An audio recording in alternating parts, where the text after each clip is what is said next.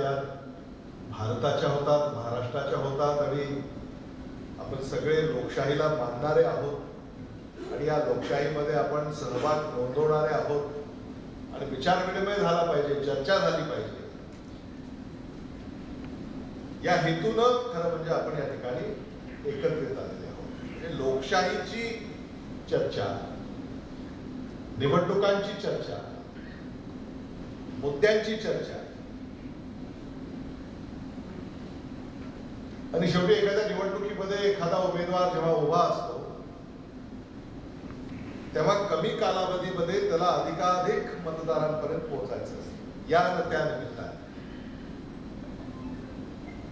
आणि म्हणून ही एक औपचारिकता आहे. तुम्ही अनेकांनी सांगितलं की तुम्ही खरं म्हणजे हे सुद्धा औचित्य साधायची आवश्यकता नव्हती, आम्ही तुमच्या बरोबर आहोत असं तुम्ही सांगितलं, पण एक औपचारिकता असते आणि ती औपचारिकता आपण पूर्ण केली. आणि म्हणून आम्ही काही मित्रांबरोबर बसलो आणि सहज आम्ही जेव्हा चर्चा करत होतो तेव्हा मी त्यांना म्हणालो की माझी अशी इच्छा आहे की जे व्यावसायिक आहेत ते इतर वेळा त्यांची भेटगाठ होत नाही आणि खरं म्हणजे तुमची माझी किंवा तुमची आणि पुढाऱ्याची भेटगाठ न झालेलीच बरी.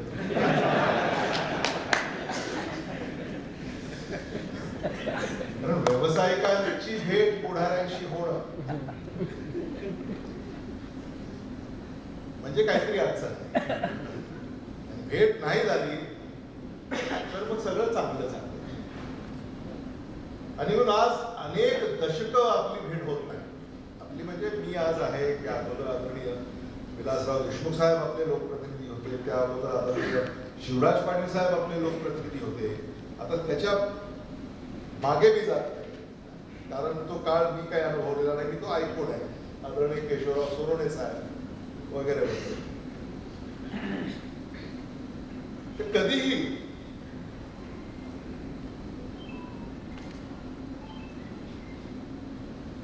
आपल्याला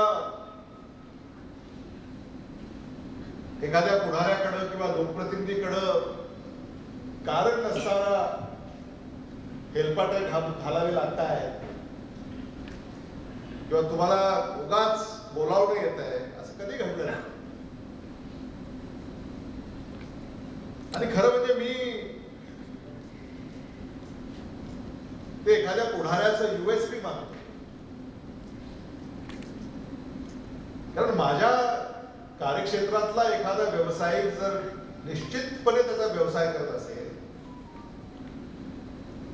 तर मग त्या व्यावसायिकाचा लोकप्रतिनिधी म्हणून जे आपण काम करतोय ते योग्य दिशेने काम करतोय असं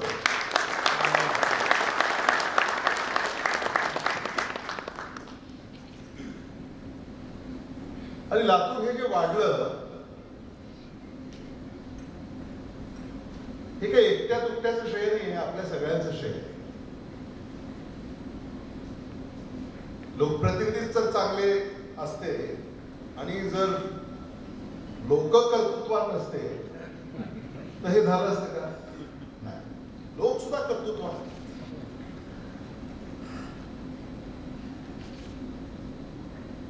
लोक कर्तृत्वान आहेत, लोकप्रतिनिधी प्रामाणिक आहेत आणि म्हणून लातूरचा जो विकास झाला तो अभूतपूर्व झाला. आणि आज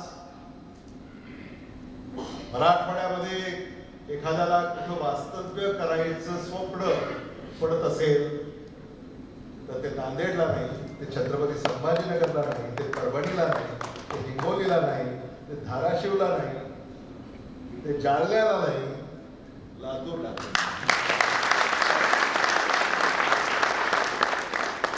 हे आपण कमवलं, हे आपण साकारलं, हे साध्य केलं. VP पाटलांनी आपल्या भावना या ठिकाणी व्यक्त केल्या. अतिशय मन मोकळेपणाने त्यांनी आपले विचार व्यक्त केले. आणि तुम्ही जेव्हा तुमचे विचार व्यक्त करत होता नो फिल्टर, फिल्टरच लावला नाही. म्हणजे अगदी मोकळं ढाकळं.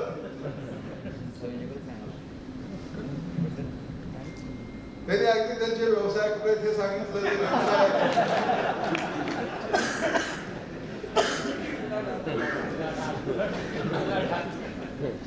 या व्यवसायाची उलाढाल किती आहे सांगितलं. त्यांची मालमत्ता कुठे सांगितलं, त्याचे दर कुठे काय. हा जो त्यांना आत्मविश्वास आहे आणि ही जी सुरक्षिततेची भावना आहे, त्यांना ही खात्री आहे की मी असं जरी सांगितलं तरी अमित देशमुख तिथं उद्याच्या मालमत्ता.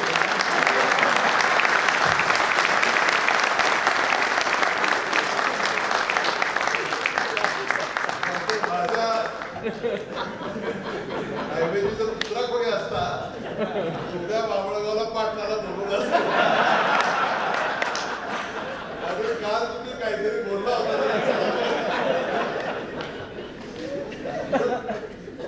सांगण्याचं तात्पर्य हे आहे की हे एवढं स्वातंत्र्य जे त्यांना मिळालेलं आहे ते अगदी आमच्या घरातल्या कुटुंबातल्या सदस्यासारखं ते आहेत, अशी त्यांची भावना निर्माण झालेली आहे. आणि आदरणीय विलासराव देशमुख साहेबांनी ही पेरणी केली. आम्हाला अभिमान आहे, आमची माणसं एवढी मोठी होत आहे. जर एखाद्या पुढाऱ्याला, राज्यकर्त्याला कोणी काही सांगत नाही असं,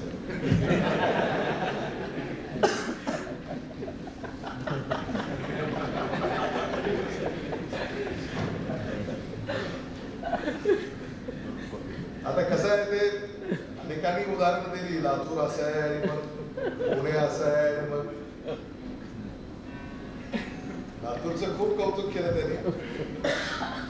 पण पुण्यामध्ये त्यांना कुणाकुणाला भेटावं लागलं, काय काय करावं लागलं हे काय. आणि मी तुम्हाला हे सांगतोय की हे आजवर का घडलं नाही, कारण आमची ती संस्कृती नाही, आमचे संस्कार. आम्हाला, आता मी राजकीय पक्षाचं नाव नाही घेणार, पण आमचे जे विरोधक आहेत ते आम्हाला असं विचारतात की तुम्ही काय केलं. मी सहज विचार करत होतो किंवा असं चर्चा होते मलाही कोणीतरी, तुम्ही काय केलं. तुम्ही म्हणजे मी नाही, मी असेन, आदरणीय दिलीपराव देशमुख साहेब असतील, आदरणीय विलासराव देशमुख साहेब असतील, आदरणीय शिवराज पाटील साहेब असतील, किंवा काँग्रेस पक्ष असेल, काय केलं. मी सुद्धा विचारात पडलो काय ते, याचं उत्तर काय द्यायचं. तर मी त्यांना असं म्हणालो होतं काय केलं हे ते काय मला सांगता येत नाही म्हटलं, पण आम्ही जे काही करतोय ते आता गेली 50 वर्ष करतोय. 50 वर्ष सार्वजनिक जीवनामध्ये आम्ही आहोत आणि ह्या गेल्या 5 दशकामध्ये हे जे काही लातूर उभं आहे तुमच्या आशीर्वादानं आणि तुम्ही निवडलेल्या विचारामुळे हे सगळं घडलंय, हे मला मुद्दाम. आणि हे विचारते कोण, ज्यांनी काहीच केलं नाही ते विचारतायत तुम्ही काय केलं. बरं, गेल्या 10 वर्षामध्ये 7.5 वर्ष सत्ता तुमची आहे, आमची तर 2.5 वर्षच होती. आणि त्याही जवळपास 2.5 वर्षामध्ये 2.25 वर्ष कोविडची, लॉकडाऊन.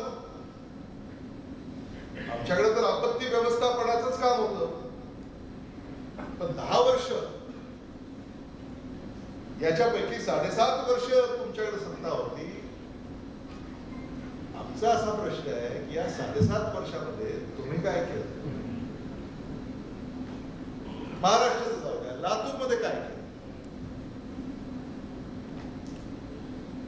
आणि म्हणून ही चर्चा आता उमेदवारीचा अर्ज दाखल केल्यानंतर छाननी होईल, त्यानंतर उमेदवार जाहीर होतील, सगळी राजकीय चर्चा तेव्हा सुरू होईल.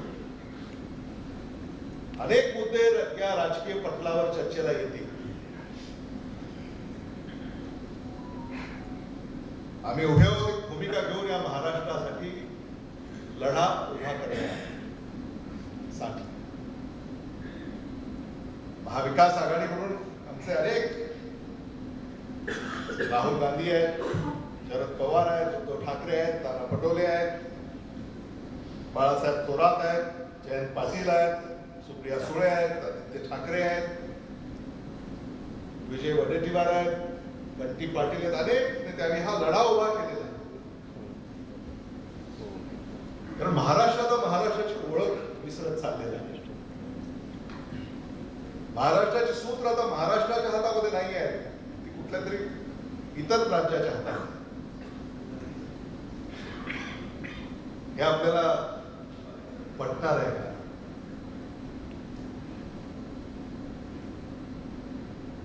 याचाही आपल्याला विचार करावा लागेल.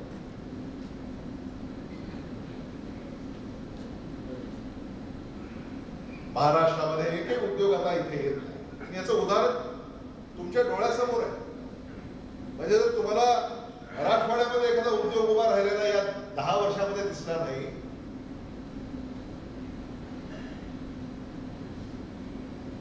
तर त्याचा दोष कोणाचा आहे? सांगा. आता प्रकाश कासत आहे, तुम्ही मराठवाडाभर तुमचं काम आहे, म्हणून अनेक तुमचं काम आहे मराठवाडाभर. या मराठवाड्यात सुद्धा एकही जिल्हा असा नाही जिथं उद्योग उभा राहिलेला आहे या 10 वर्षामध्ये. तुम्ही काय केलं? महाराष्ट्राची चर्चा कशाला करायची? लातूरमध्ये कुठं उद्योग उभा राहिला? एक कोच फॅक्टरी कशी कशी तिथं उभी राहिली, त्यातून अजूनही कोच काही बाहेर निघत नाही. 3दा उद्घाटन झाली. 50,000 रोजगार उपलब्ध होणार अशा घोषणा झाल्या. असा सवाल आहे की त्या 50,000 ज्यांना तुम्ही रोजगार दिला त्याची यादी तरी द्या. दिशाभूल करायची. महारोजगार मेळावा घेतला. हजारो तरुणांना तिथं मुलाखतीसाठी बोलवलं आणि एवढ्यांना रोजगार दिला म्हणून घोषणा केली. कुठे ती मुलं? कोणाला रोजगार दिला? सांगा ना आम्हाला.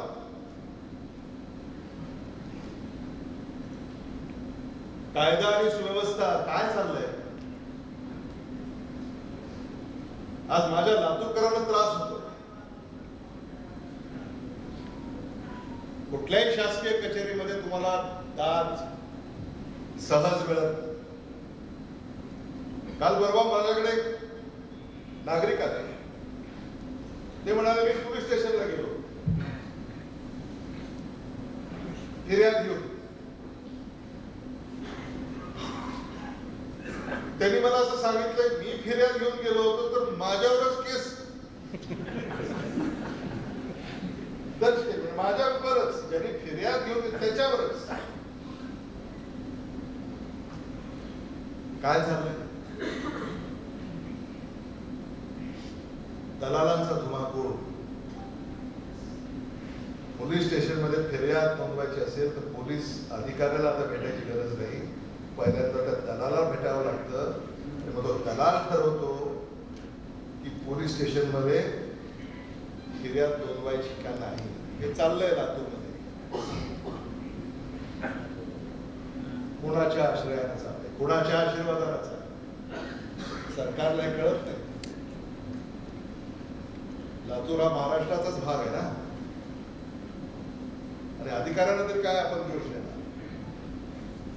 जर अशी व्यवस्था त्यांनी निर्माण केली असेल अधिकाऱ्यांचा तरी काय दोष आहे? आणि ही व्यवस्था आपल्याला बदलायची. मला तर असा विचार आला होता उदय गवारीजी की प्रत्येक शासकीय कचेरीच्या बाहेर एक फलक लावावा. तुम्हाला कुठं अडचण होत असेल, तुम्हाला नाहक त्रास होत असेल तर अमित देशमुखांना या नंबरवर संपर्क करा.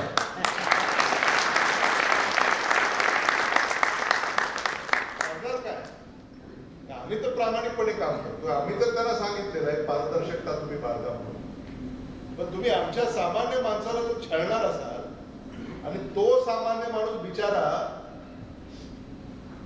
माझं आणखी काही कोणी बरं वाईट करेल म्हणून जर गप्पपणे तो सहन करणार असेल, तो कुठेही जर मुद्दा मांडणार नसेल, कारण त्याला भीती आहे की कोणाला मी अंगावर घेऊ, कसं करू, कोणा माझं अजून काही बरं वाईट केलं तर काय होईल, ही भीती त्या सामान्य माणसाला आहे.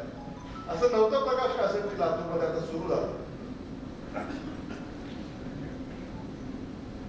अधिकारी आणायचे, ते अधिकारी सुद्धा कसे येतात तुम्हाला माहिती आहे.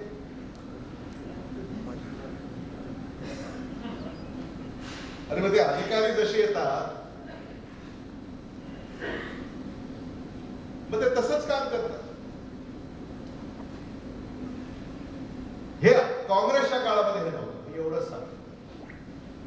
आदरणीय विलासराव देशमुख साहेबांच्या काळामध्ये हे नव्हतं, किंवा आम्ही जेव्हा होतो त्याही काळामध्ये हे नव्हतं. उलट लातूरमध्ये जे अधिकारी आपण आणले त्याचं कौतुक होत होतं. आणि आदरणीय विलासराव देशमुख साहेबांनी जे अधिकारी लातूरला आणले ते अधिकारी आज महाराष्ट्रामध्ये सर्व ठिकाणी सर्वोच्च पदावर कार्यरत आहेत. सर्वोच्च पदावर अनेकांची मला नावं घेतात, तुम्हाला माहितीच आहे कोणी काम केलेलं आहे, आज कोण कुठे आहे. बरं, तुम्हाला आश्चर्य वाटत असेल बरं का, जिल्हा पोलीस अधीक्षकांना सुद्धा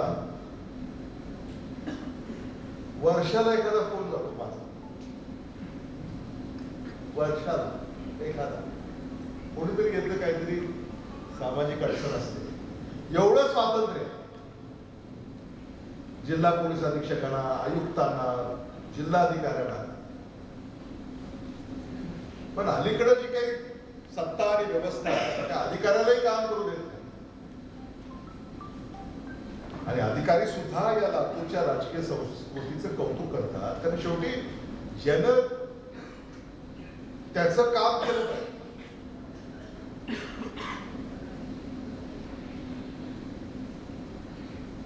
अशी ही व्यवस्था आपल्याला लातूरच नव्हे महाराष्ट्रभर आपल्याला निर्माण करायची.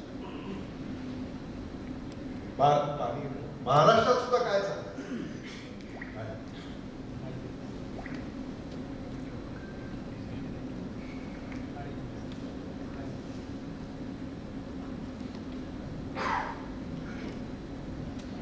महायुतीचं सरकार स्थापन झालं. 50 खोके एकदम ओके, म्हणजे अशी सुद्धा सरकार महाराष्ट्रामध्ये उभी राहत आहे. हे काही महाराष्ट्राला शोभणार नाही. पुढारी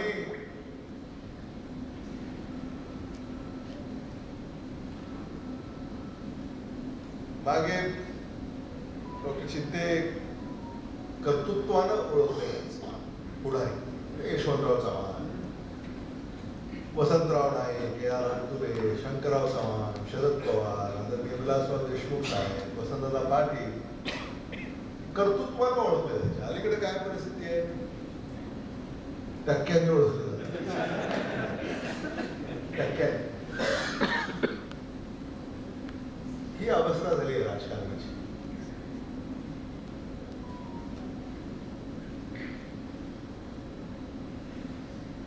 ही अवस्था झाली. असा महाराष्ट्र आपल्याला अभिप्रेत आहे, ज्या महाराष्ट्राने या देशाला घडवलं, या महाराष्ट्राने या भारताला दिशा दिली. स्वातंत्र्याची चळवळ या महाराष्ट्रामध्ये जन्माला आली. असा हा आपला महाराष्ट्र आहे. आणि आता हा महाराष्ट्र भ्रष्टाचारानं बरबटलेला आहे. छत्रपती शिवाजी महाराजांचा पुतळा कोसळतो,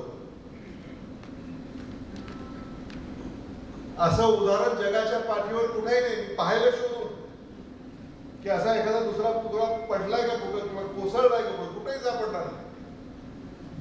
पण ही किमया महायुती सरकारने या महाराष्ट्रामध्ये करून दाखवली.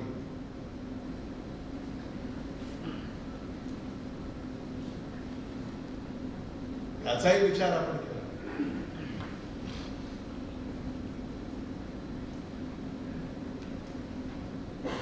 आणि लोकांसाठी सरकार सापडतं तसं आपण ऐकलं होतं. पण महायुतीचं सरकार हे निधीसाठी स्थापन झालंय, निधीसाठी. काय करायचं एवढा निधी, कुठं न्यायचा आहे? त्या रस्त्याची तर मला कीव येते.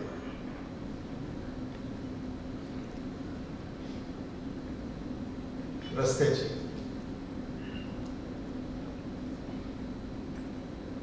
कारण ज्याच्यासाठी तो निधी आहे, तो रस्ता त्यालाच मिळत नाही. कारण त्या निधीचे एवढे वाटेकरी आहे, तो रस्त्याला मिळतच नाही. तो निधी कुठं जातो माहिती नाही, तो रस्ता होतच नाही आणि पुन्हा त्या रस्त्याला मागणी करावी लागते. मला निधी देतं का कोणी? सांगा ना तुम्ही मला. म्हणजे रस्ता झाला, पुन्हा खड्डे पडतात, वाहून जातो. कसा वाहून जातो एका पावसात?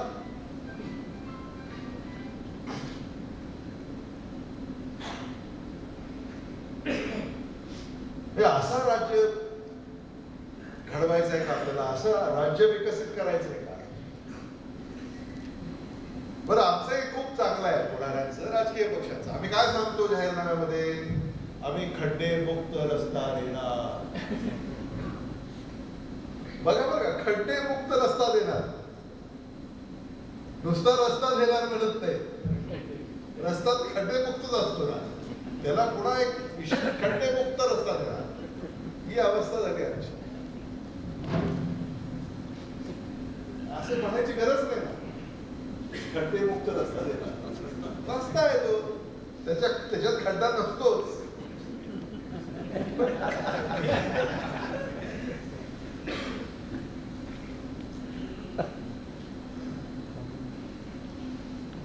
आणि कधी आम्ही कुठला रस्ता अडवलाय म्हणजे काँग्रेसला मला भेटा, आता हे किती चालतं. नितीन गडकरींनी सांगितलं भाषणामध्ये आलं,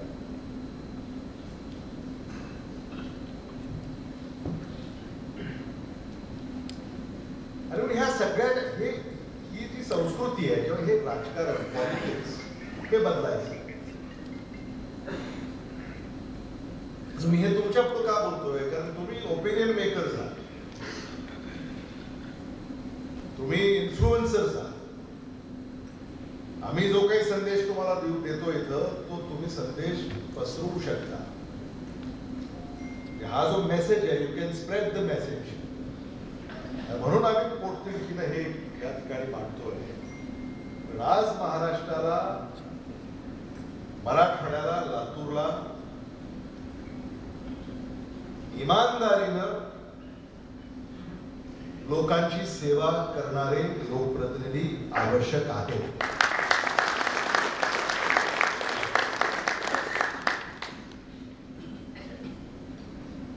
आणि आमचा हा असा एक पक्ष आहे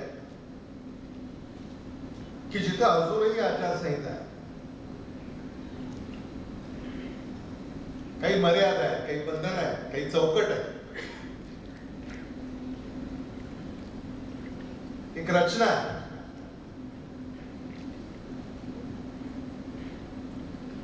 अलीकडच्या राजकीय पक्षासारखं नाही. अध्यक्षही आपणच, मुख्यमंत्री आपणच, आणि कोषाध्यक्षही आपणच, आणि सगळंच असं नाही.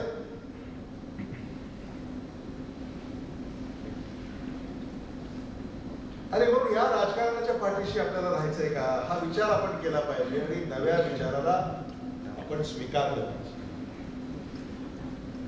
लातूरसाठी आम्ही काय केलं, मी म्हटलं ना की ते काय केलं, असा जो काही प्रश्न तिकडे पंधरवड्यापूर्वी आम्हाला ऐकत होतं. आम्ही आकडेवारी बेरीज वगैरे केली.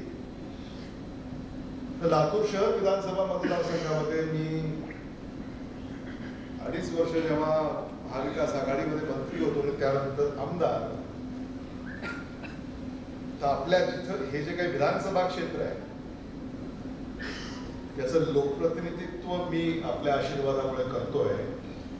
त्या विधानसभा क्षेत्रासाठी 2,250 कोटी रुपयाचा निधी आम्ही खेचून आणू शकतो. मी आकडेवारी वगैरे बेरीज केली, नंतर आम्ही काही गावांना भेटी दिल्या, त्यांनी ते बघितलं सगळं. ते आम्हाला अहो ही योजना ह्याच्यामध्ये नाही आहे, म्हणजे ही राहून गेली, ही तुम्ही ह्याच्यात दर्शवली नाही. तर तो आता 2250चा आकडा 2400 कोटी रुपयाकडे गेलेला आहे. म्हणजे एवढा निधी हा लातूर शहर विधानसभा मतदारसंघासाठी आम्ही मंजूर केलेला आहे. आणि तेवढाच निधी जनतेच्या सेवेसाठी उपयोगात आलेला आहे. कारण याच्यातला टक्का कुठेही दुसरीकडे गेलेला नाही.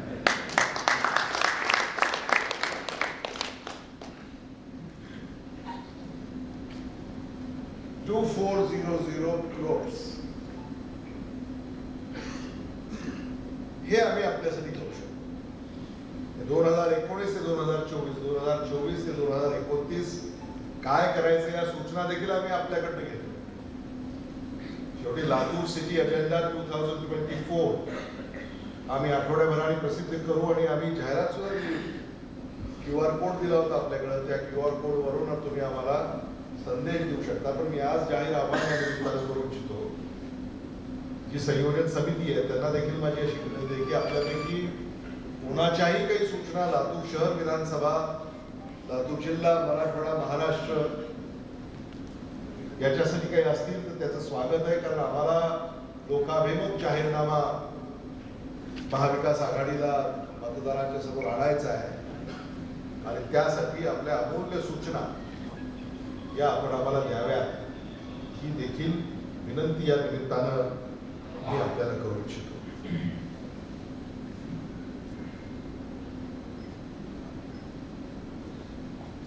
खूप बोलता येईल मला, तर आपण 8ला आलेले आहात, आता 10:04 झालेले आहेत. तुम्ही गेले काही दिवस हे सगळ्या राजकीय टिप्पण्या वगैरे ऐकत असाल तर राजकीय भाषण आपण ऐकाल.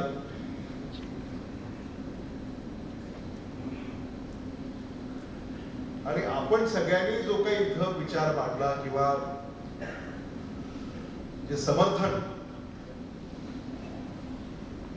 आपण या ठिकाणी दर्शवलं त्याबद्दल खरंच मी आपला मनापासूनचा आभारी आहे.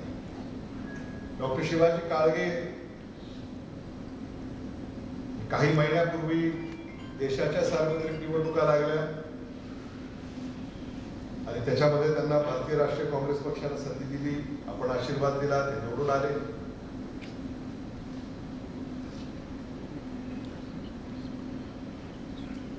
आणि डॉक्टर शिवाजी काळगे यांच्यासारखा व्यक्ती किंवा व्यक्तिमत्व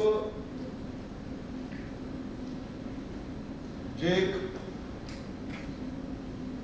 व्यावसायिक आहेत, डॉक्टर आहेत,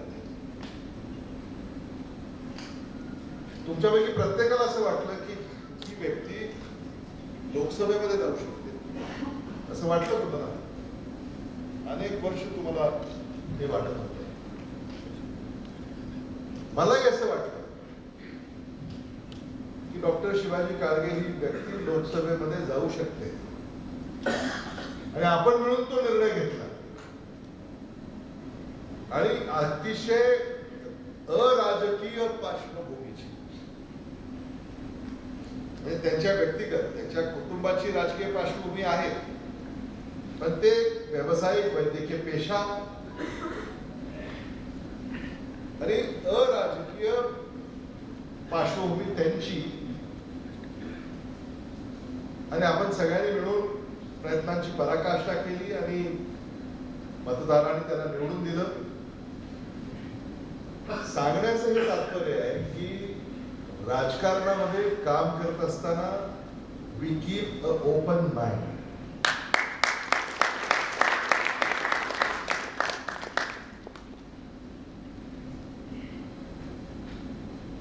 ओपन माइंड असल्यामुळं ज्या सूचना आल्या, चर्चा केली, आपल्याला सगळ्यांना असं वाटलं की हे चांगली व्यक्ती भारताच्या सर्वोच्च सभागृहामध्ये गेली पाहिजे आणि ते आपलं स्वप्न पूर्ण झालं आणि ते आज काम करतायत आणि आम्हाला सुद्धा एक मदतीचा हात त्यांच्या माध्यमातून लाभला आणि म्हणून आता आम्ही कामं वाटून घेतली. दिल्लीची कामं त्यांनी पाहिजे आणि मुंबईची कामं मी पाहिजे असं आम्ही साधारणतः आणि दिल्लीची कामं पाहायला त्यांना आता आमच्यावर राजकीय आरोप होतात, हे काय काम करून देतात असं होतच ना, ऐकताच की तुम्ही सगळे त्यांना विचारल्याशिवाय काय होतं वगैरे वगैरे असं काही नाही. आता ज्यांनी फक्त माझं दूरदर्शन घेतलंय त्यांच्या मनामध्ये कदाचित समज असू शकतात, पण जे मला वैयक्तिकरित्या जवळ ओळखतात त्यांना याची पूर्ण कल्पना आहे की शेवटी त्यांना प्रत्येकाला ते स्वातंत्र्य असलं. पक्षाच्या बैठकीमध्ये आम्ही चर्चा करतो, आम्ही लोकप्रतिनिधी म्हणून एकमेकांशी रायमशवरा करतो, त्यांच्या काही कल्पना आहेत आणि मी त्यांना हेच सांगितलं की लातूरसाठी तुमच्या ज्या कल्पना आहेत, तुमच्या ज्या इच्छा आहेत, स्वप्न आहेत, ते साकारण्यासाठी आपण पावलं उचलली. आणि म्हणून आता विमान सेवा असेल, रेल्वे सेवा असेल, हे महामार्ग असतील, या सगळ्यामध्ये आम्ही मिळून काम करतो. जे नागरी उड्डाण मंत्री मुरलीधर मोहोळ यांच्याकडे आहे का ते आता आपले भेटले, कारण त्या विमानतळाचा विकास झाला, विमानतळाचा विकास झाला म्हणजे आम्ही भाषण करायचो, विरोधक मध्ये विकास करायचे ह्यांना जायचंय विमानाला म्हणून ह्यांना अशी टीका व्हायची. गावात चर्चा होतच विमानतळाचा विकास ते काय म्हणायचे ह्यांना जायचंय विमान बरोबर विमान असं नाही आहे.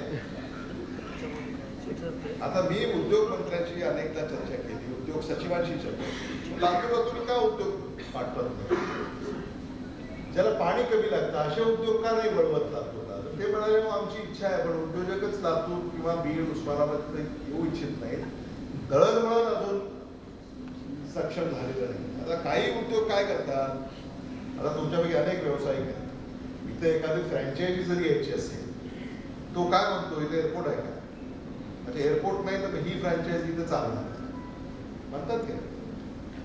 आता दिलीप माने हॉटेल उभं करतात, तुम्हाला माहिती की नाही मला माहिती नाही, सांगितलं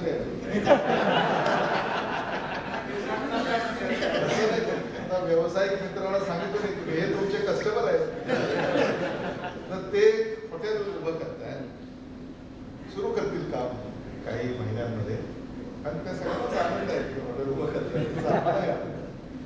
आता समजा जो ब्रँड ते इथं उभा करतायत, मला माहिती नाही आता कोणता ब्रँड ते आणतायत, पण त्या ब्रँड मध्ये सुद्धा काय आहे की समजा पुण्याचं बॅरिएट आहे, उदाहरण म्हणून सांगतो, ते जर लातूरला आणायचं म्हटलं ते म्हणतात एअरपोर्ट आहे का, नाही, मग हे ब्रँड इथे येणार, त्याची कॅटेगरी आहे, रेल्वे आहे का, मग हा ब्रँड तिथं सांग. मग प्रगती कशी होईल.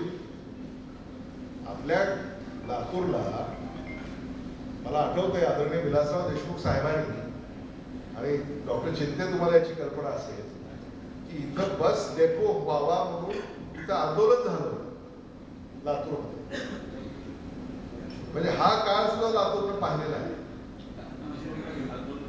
जेलमध्ये होते, जेलमध्ये हे नव्या पिढीला माहिती नाही का, आम्ही ते संदर्भ ऐकलेले आहेत. तर ते आंदोलन इथं केलं. आता रेल्वे स्टेशन झालं, म्हणजे एअरपोर्ट झालं, एअर कार्गो हब आपल्याला करायचं आहे. नुसतं प्रवासी वाहतूक होईल असं नाही, पण या भागातला जो शेतीमाल आहे तो देशात पाठवायचा आहे किंवा देशाबाहेर पाठवायचा आहे, तर त्याच्यासाठी एअर कार्गो हब होणं गरजेचं आहे. त्याला पोटेन्शियल आहे.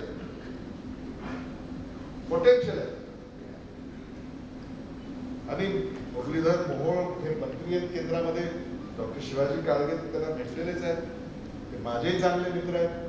कारण ते पुण्याचे महापौर होते तेव्हा मी वैद्यकीय शिक्षण मंत्री होतो आणि पुण्याचे महापौर म्हणून त्यांनी पुण्यामध्ये अटल बिहारी वैद्यकीय महाविद्यालय व रुग्णालय हे सुरू केलं. म्हणजे मेडिकल कॉलेज अटल बिहारी वाजपेयी यांच्या नावाने, आणि त्याची परवानगी मी दिलेली आहे वैद्यकीय शिक्षण मंत्री म्हणून. पुण्याच्या त्या Atal Bihari government medical college ते महापालिकेचे जे आहे, त्यामुळं येणाऱ्या काळामध्ये आम्ही मुरलीधर मोहोळांच्याकडे जाऊन आग्रहाने हे सांगू की लातूरला आम्हाला विमान सेवा सुरू करायची, जेणेकरून लातूरकरांना सुद्धा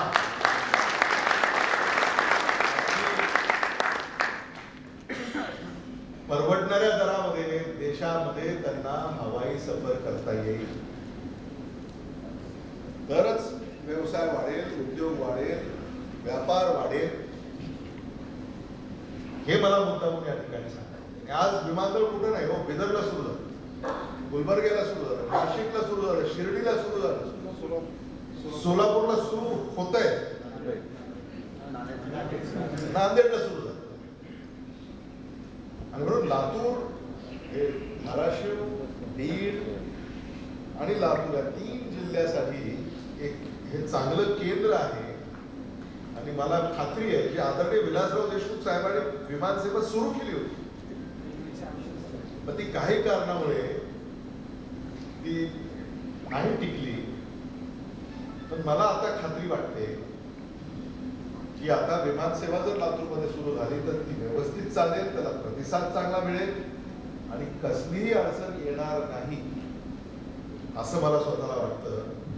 आणि खरं म्हणजे याच्यात सगळ्यात जास्त सोय जर कोणाची होणार असेल तर आपल्या खासदारांची.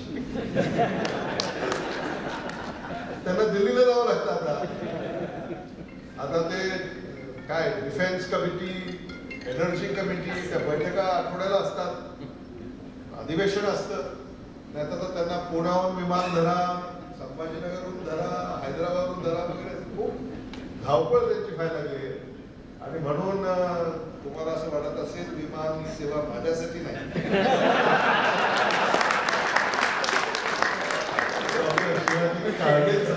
आपल्याला सुरू करायची.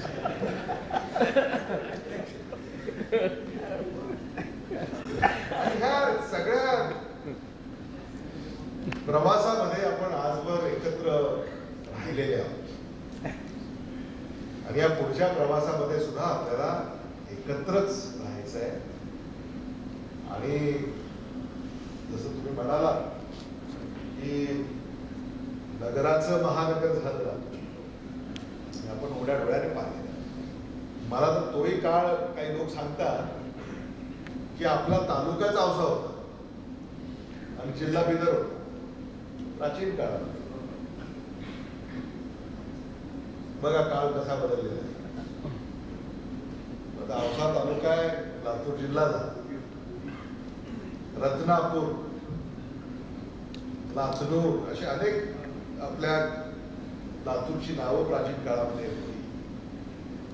तर तो सगळा प्रवास आपण पाहिलेला आहे. आणि मला कधी कधी असं वाटतं की आता लातूर हे लातूरकरांमुळे आहे. म्हणजे अमेरिकामध्ये काही असं मूळचे कोणी लोक त्या काळामध्ये नव्हते. म्हणजे जगभरातले लोक तिथे गेले, जगभरातले, मग ते अमेरिका तयार झालं असा तो इतिहास आपल्याला माहिती आहे. आणि आपल्याकडे सुद्धा इथे लातूरमध्ये खूप छोटं गाव, पण आता मराठवाड्यातले लातूर जिल्ह्यातले इथं लोक येऊन ह्या लातूरकरांनी हे लातूर आता निर्माण केलं असं वैशिष्ट्य आपल्या लातूरचं आहे. मला मुद्दामून या ठिकाणी सांगायचं. क्रीडाही उत्तम काम करते, माती तर आहेत. एक छोटस काम आदरणीय विलासराव देशमुख साहेबांनी त्यांना दिलं आणि आज बहुमजली इमारती त्यांनी उभ्या केलेल्या आहेत.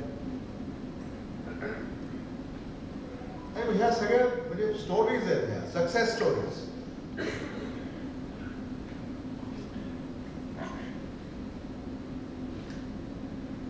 म्हणजे आता एवढ्या बहुमजली तुम्ही इमारती उभ्या केलेल्या आहेत. पुण्यामध्ये तुम्ही काम करताय, लातूरमध्ये तुम्ही काम करताय, आणि आमचे अनेक क्रेडायचे मेंबर्स मला मी पाहतो बसले तिथे. ते चांगलं काम करतायत, तर आम्ही नेहमी समर्थन दिलेलं आहे. तुम्ही नियमामध्ये काम करा असं सांगितलंय. नियमाचं उल्लंघन करू नका, कारण तुमचंही काम वाढेल, माझंही काम वाढेल, आणि आरटीआय ऍक्टिव्हिस्टचंही काम वाढेल, आणि पुन्हा सीएचं काम वाढेल, वकिलाचं काम वाढेल, आणि फारच अडचण आली तर डॉक्टरचंही काम वाढेल. त्यामुळं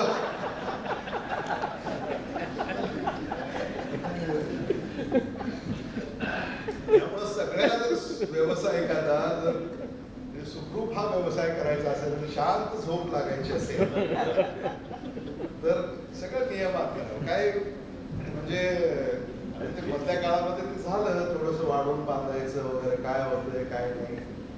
पण आता सगळे आता नियमही आता मला वाटतं खूप सुलभ झालेले. FSI तुम्हाला वाढवून मिळालेला आहे, त्यामुळे काही तुम्हाला म्हणजे आता परवडत नाही असं काही नाही. आणि म्हणून आता ते स्टेबिलायझेशन आलेलं आहे क्रेडाईमध्ये सुद्धा, हाऊसिंग इंडस्ट्रीमध्ये, कमर्शियल इंडस्ट्रीमध्ये. आणि म्हणून या अशा सगळ्या वातावरणामध्ये लातूरचा विकास आजवर झालेला आहे. आणि मी तुम्हाला आश्वस्त करू इच्छितो की आज जेवढी पारदर्शकता आहे, किंवा आज जेवढी सुलभता आहे, त्याच्यापेक्षा अधिक सुलभता आणि पारदर्शकता हे महाविकास आघाडीचं सरकार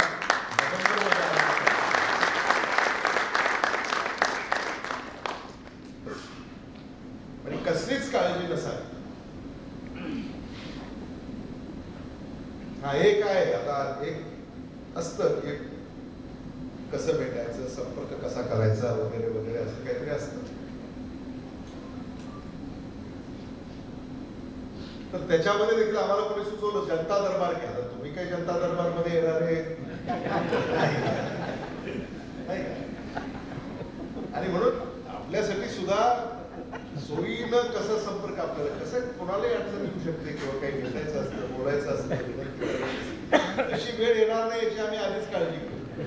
हे मी मगाशी तुम्हाला बोलतो की हा सदिच्छा भेटीसाठी तर तुम्ही नो वेलकम एनी टाइम, पण तुम्हाला अडचणच येणार नाही याच्यासाठी आम्ही आहोत.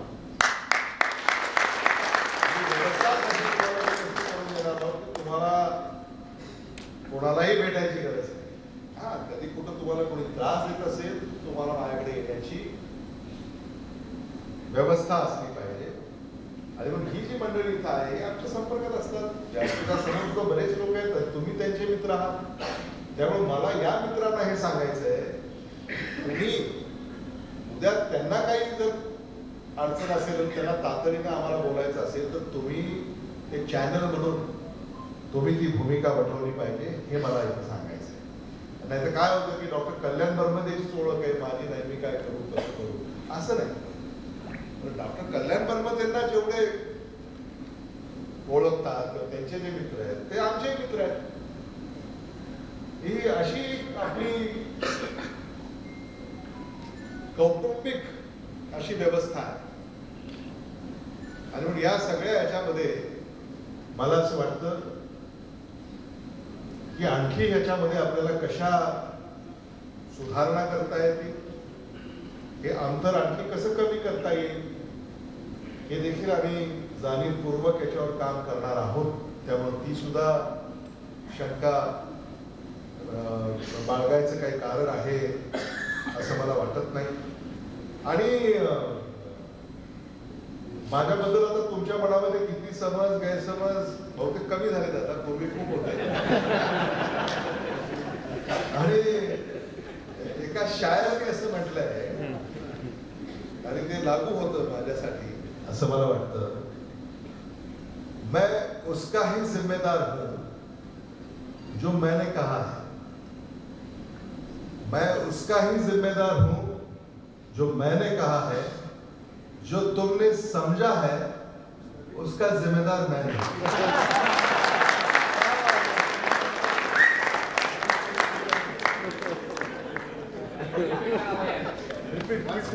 मैं उसका ही जिम्मेदार हूं जो मैंने कहा है।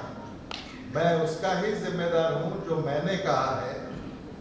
जो तुमने समझा है उसका जिम्मेदार मैं नहीं।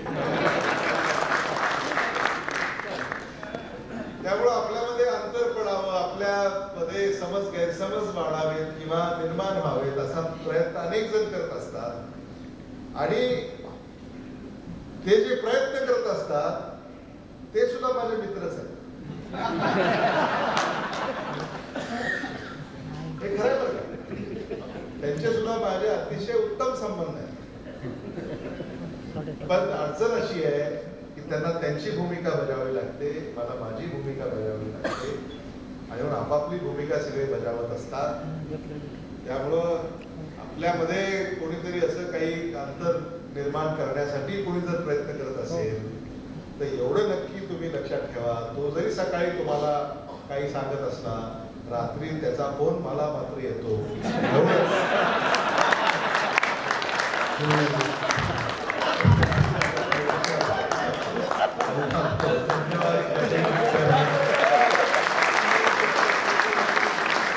यही जुनून, यही एक ख्वाब मेरा है, वहाँ चिराग जला दूं जहाँ अंधेरा है. निरभ्र निराग्रही भैयासाहेबांचं वक्तृत्व आपण ऐकलं.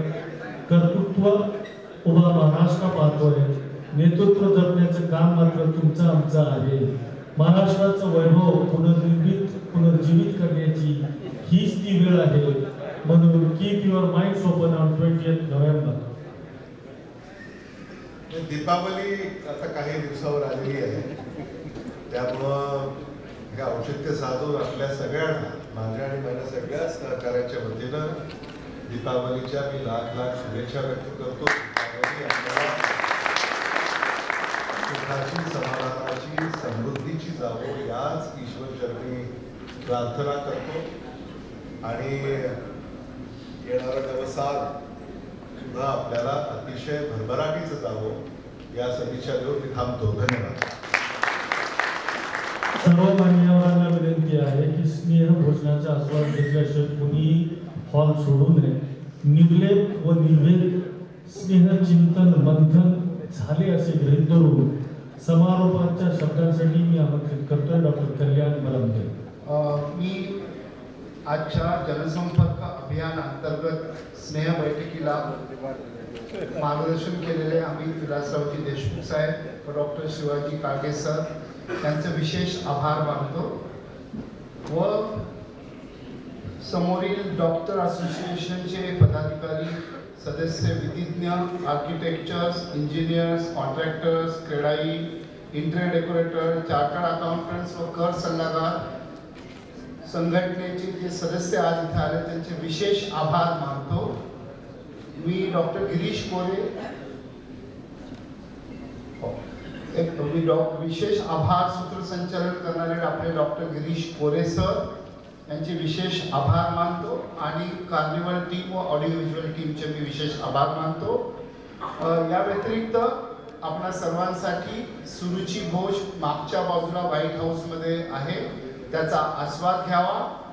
आदरणीय अमित भैया देशमुख साहेब 29 तारखेला फॉर्म भरणार आहेत. मोठ्या संख्येने आपण उपस्थित राहावे ही विनंती करून आपणा सर्वांचे आभार मानतो. धन्यवाद. जय हिंद, जय महाराष्ट्र. धन्यवाद. भैयांना एक नम्र विनंती आहे की क्रेडाई संस्थेतर्फे जगदीश कुलकर्णी ज्यांना सत्कार करायचे त्यांनी इकडे यावे. हे भैया साहेबांचा सत्कार करणार आहेत, त्याचा स्वीकार आपण करा.